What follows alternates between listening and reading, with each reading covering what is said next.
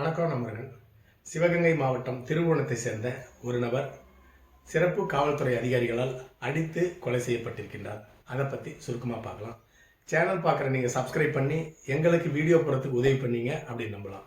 சரி, இப்போ வீடியோக்குள்ளே இருக்கலாம்.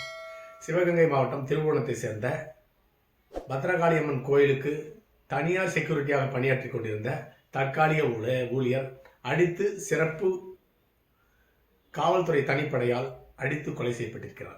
சம்பவம் எப்படி நடந்தது அப்படிங்கிறத சுருக்கமாக பார்க்கலாம்.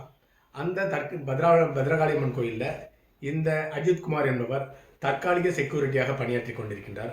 அன்னைக்கு காலையில் 10 மணிக்கு ஒரு தாயும் மகளும் காரில் அந்த கோயிலுக்கு வராங்க. அதன் பிறகு அந்த தாய் நடக்க முடியாத காரணத்தினால அவருக்கு வீல் சேரை அரேஞ்ச் பண்ணி தராரு அந்த செக்யூரிட்டி அவர்கள். அப்படி வீல் சேர் அரேஞ்ச் பண்ண அந்த செக்யூரிட்டியிடம் காரை பார்க் பண்ணுறதுக்காக அந்த பெண் சாவியை கொடுக்குறாங்க. அந்த செக்யூரிட்டிக்கு கார் ஓட்ட தெரியாது. அருகில் இருந்த இன்னொரு நபர்கிட்ட அந்த சாவியை கொடுத்து அந்த காரை பார்க் பண்ண வைக்கிறாங்க. 1 மணி நேரம் கழித்து அந்த தாயும் மகளும் சாமி கும்பிட்டு வீட்டுக்கு போயிடுறாங்க. வீட்டுக்கு போய் பார்க்குற இடத்துல பர்ஸில் வச்சுருந்த 10 பவுன் நகையும் 2000 ரூபாய் காணாமல் போயிருக்கு.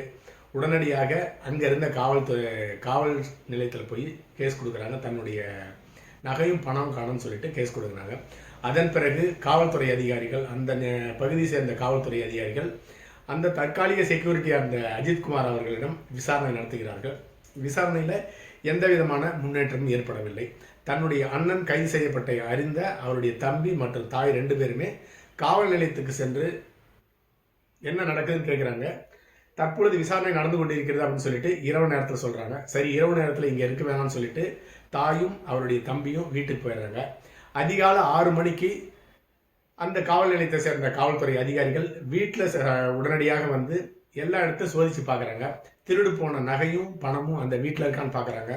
எதுவுமே கிடைக்கவில்லை. அதன் பிறகு அவருடைய தம்பியை மட்டும் விசாரணைக்கு அழைச்சிட்டு போகிறாங்க.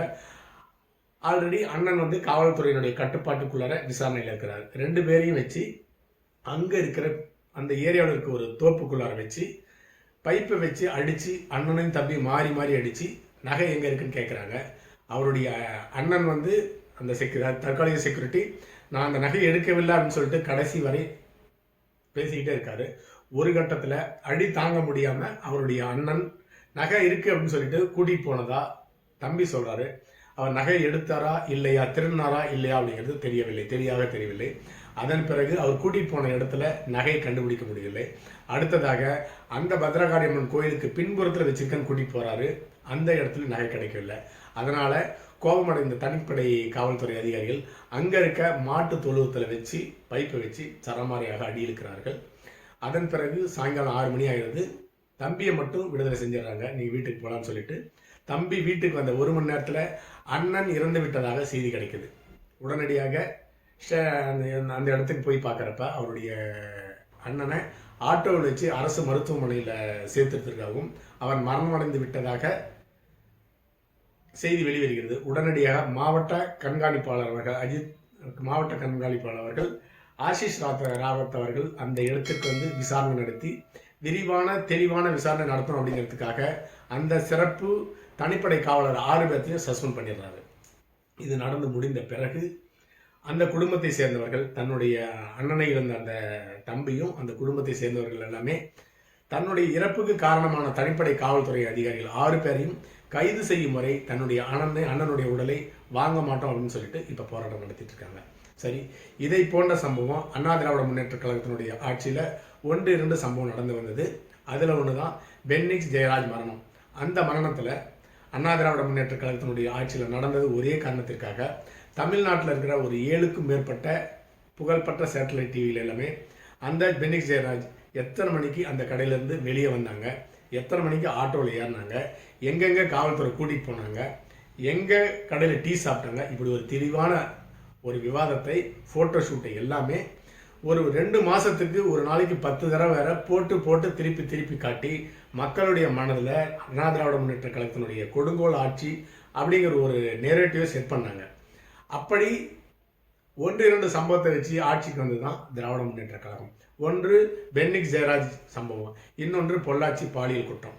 இந்த 2 குற்றத்தையுமே மாத கணக்கில் சேட்டலைட் சேனலுக்கு பணத்தை கொடுத்து போட வச்சு மக்களுடைய மனதில் அண்ணா திராவிட முன்னேற்ற கழகத்தினுடைய ஆட்சியினுடைய அவல நிலை அப்படின்னு சொல்லிட்டு வெளியிட்டு 2021 ஆட்சிக்கு வந்தது தான் இந்த திராவிட முன்னேற்ற கழகத்தினுடைய ஆட்சி.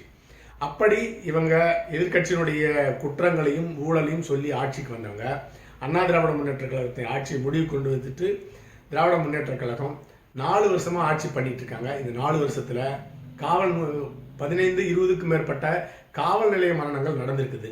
அதை பற்றி இப்ப இருக்க சேட்டலைட் சேனல்லாம் பேச மறுக்கின்றன. இந்த சிவகாசி திருவோணம் மரணமே ஒரு துணுக்கு செய்தான். டிவிக்கெல்லாம் ஒரு துணுக்கு செய்தான். அந்த துணுக்கு செய்தியோட முடிச்சுட்டு மூடிடுவாங்க.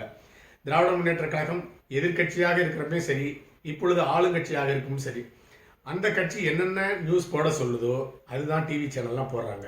என்ன விவாதத்தை நடத்த சொல்லுதோ அதுதான் இங்க இருக்க சேனல் எல்லாம் நடத்துறாங்க. காரணம் பணம் பணம் பணம். பணம் இருந்தா போதும், எதை வேணா நாங்கள் செஞ்சு தரோம்னு சொல்லிட்டு இன்னைக்கு தமிழ்நாட்டில் இருக்க சேட்டலைட் ஊடகங்களும் டிஜிட்டல் ஊடகங்களும் செயல்பட்டு கொண்டிருக்கின்றன. அதனுடைய ஒரு விளைவு தான் இந்த சிவகாசி திருவோணத்தை சேர்ந்த இளைஞருடைய மரணம். சரி, ஒரு 10 பவுன் நகை திருடனத்திற்காக ஒரு உயிர் அநியாயமாக அடித்து கொலை செய்யப்பட்டிருக்கிறது. அந்த நபர் திருடனாக இருக்கட்டும், கைது செய்து விசாரித்து நீதிமன்றத்தில் ஆஜர்படுத்தி தண்டனை வாங்கி தரதான் காவல்துறை வேலையை தவிர குற்றம் செஞ்சவரை அடித்து கொலை செய்யறது வேலை கிடையாது. இந்தியாவில் மனித மரணங்கள் மயிருக்கு சமம். பணம் இருந்தால் போதும். பணம் இருக்கிறவனுக்கு ஒரு மாதிரி ட்ரீட்மெண்ட் இருக்கும், பணம் இல்லாதவனுக்கு ஒரு மாதிரி ட்ரீட்மெண்ட் இருக்கும். திராவிட முன்னேற்ற கழகம் 2Gல 1.25 லட்சம் கோடி ஊழல் பண்ணியிருக்குது. அதில் ஒரு குற்றவாளியை கூட தண்டிக்க தகுதியற்றதான் இந்திய நீதிமன்றம். அடுத்ததாக 1 லட்சம் கோடி ரூபாய் டாஸ்மாக்ல ஊழல் பண்ணியிருக்காங்க. அதை பற்றி விசாரிக்கிறதுக்கு உச்ச நீதிமன்ற தலைமை நீதி வக்காலத்து வாங்குறாரு திராவிட முன்னேற்ற கழகம். எப்படி ஒரு நிறுவனமே ஊழல் பண்ணு கேட்கிறாரு. 1.25 லட்சம் கோடி ஊழல் பண்ண கட்சிக்கு விசாரணையே நடத்தக்கூடாதுன்னு சொல்லிட்டு கோடைகால விடுமுறை அமர்வு உச்ச நீதிமன்ற தலைமையில் விடுமுறை அமர்வு விசாரணையே நடத்தக்கூடாதுன்னு சொல்லிட்டு நிறுத்தி வச்சிருக்கிறாரு. 1 லட்சம் கோடி ஊழல் நடந்திருக்குது டாஸ்மாக்ல, 1.25 லட்சம் கோடி ஊழல் நடந்திருக்குது 2Gல. ஆனால் அவர்களுக்கு எந்த விதமான தண்டனை கிடையாது. அரை பவுனு, 1/4 பவுனு, 5 பவுனு, 10 பவுனு, 100 ரூபாய் திறனெல்லாம் கூட்டிகிட்டு போய் ஸ்டேஷனில் வச்சு அடித்து கொலை பண்ணுறாங்க. அவங்கள கூட்டிகிட்டு போய் நீதிமன்றத்தில் ஆஜர்படுத்தி என்னவோ பாகிஸ்தான் தீவிரவாத போல நடத்தி கொண்டிருக்கிறார்கள். இதுதான் பணம் இருக்கிறவனுக்கும் பணம் இல்லாதவனுக்கும் இந்தியாவில் இருக்க வித்தியாசம் என்று எடுத்துக்கொள்ள வேண்டும். அடுத்த பதிவு சந்திக்கலாம். நன்றி.